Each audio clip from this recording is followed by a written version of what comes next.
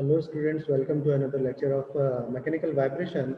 In this lecture, we will cover the Beats phenomena, which comes inside the harmonic analysis of vibration. So my name is Professor Ghanshyam Javalkar. I am a assistant professor in SIIT Bhopal.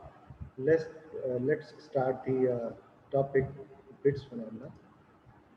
Now, whenever you are adding two dissimilar frequencies, the motion equation can be represented as x1 is equal to a sine omega 1 t and x2 is equal to b sine omega 2 t, where omega 1 and omega 2 are the frequencies of these two natural frequencies of the two different motions.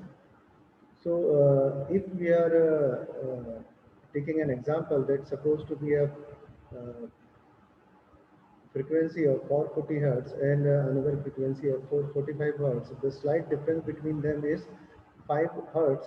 And if they are coming together in a system, so somehow they will having a phenomena which is called constructive, and somehow they are having destructive phenomena.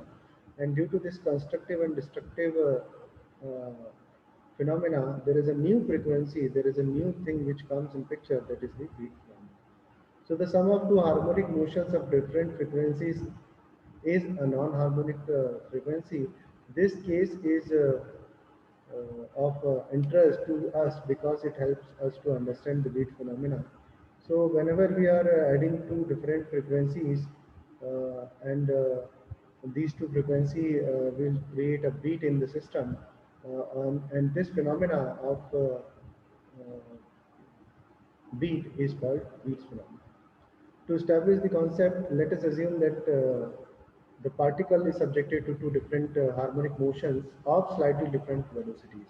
So we are considering here, or we are assuming that the particle is subjected to, supposed to be a particle, and that particular particle or that particular um, point is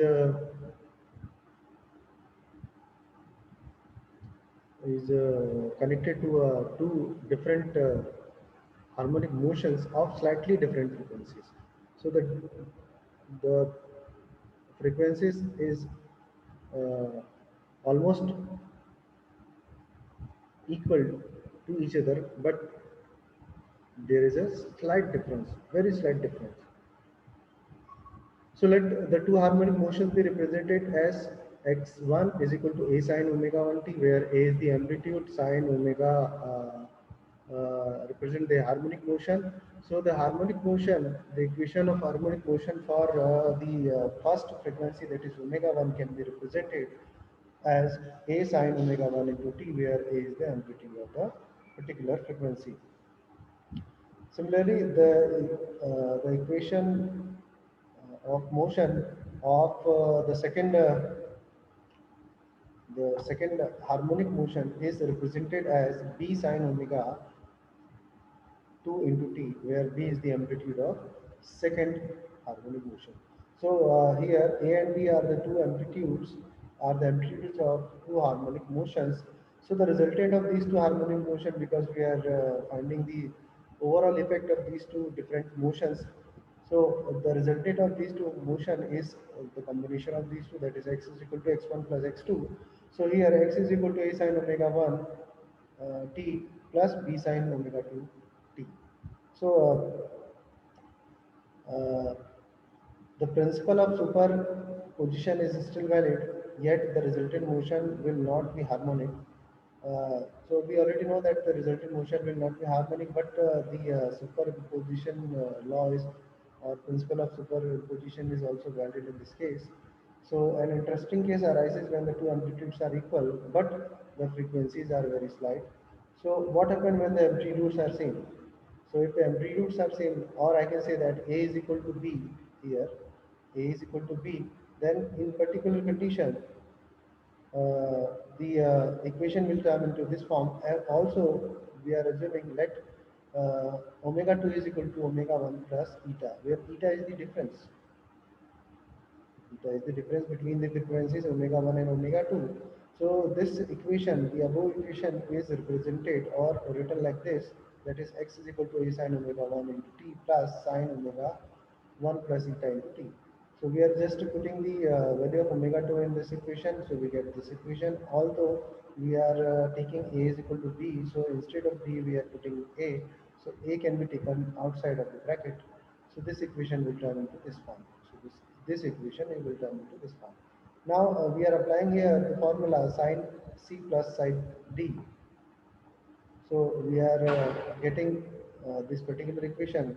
The formula gives the value of sine c plus sine d is equal to sine twice a sine or 2 sine c plus d by 2. So c is omega 1, d is omega 1 plus eta. So upon 2, so twice omega 1 by 2 is omega 1 plus eta by 2 into t into cos c minus d. Cos c minus d, that is omega 1 minus omega 1 minus eta. So this will give you cos zeta, eta t by 2. Now we already know that there is a very minute difference between the frequencies. So eta, that is the difference, slight difference, is very less than the frequency, that is omega 1. Hence the equation can be represented like this. Okay. So here, if we are comparing this equation with the equation of motion, so we can say that this is the amplitude of the beat and this is the frequency of the beat.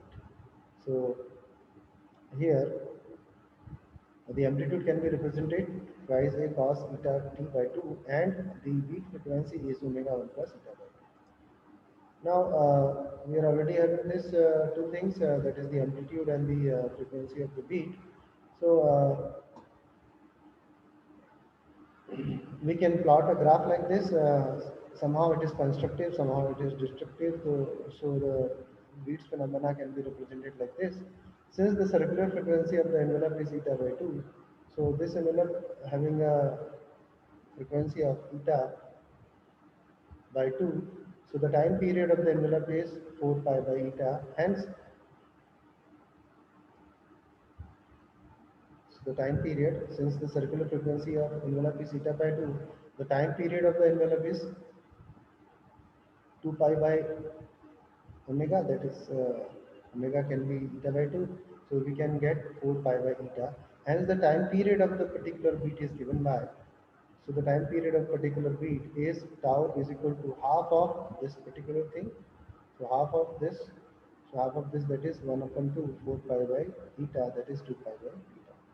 Now we are putting the value of eta. Eta is the difference between the two frequencies. It is omega 2 minus omega 1 or omega 1 minus omega 2. So we can also take the mod of these two.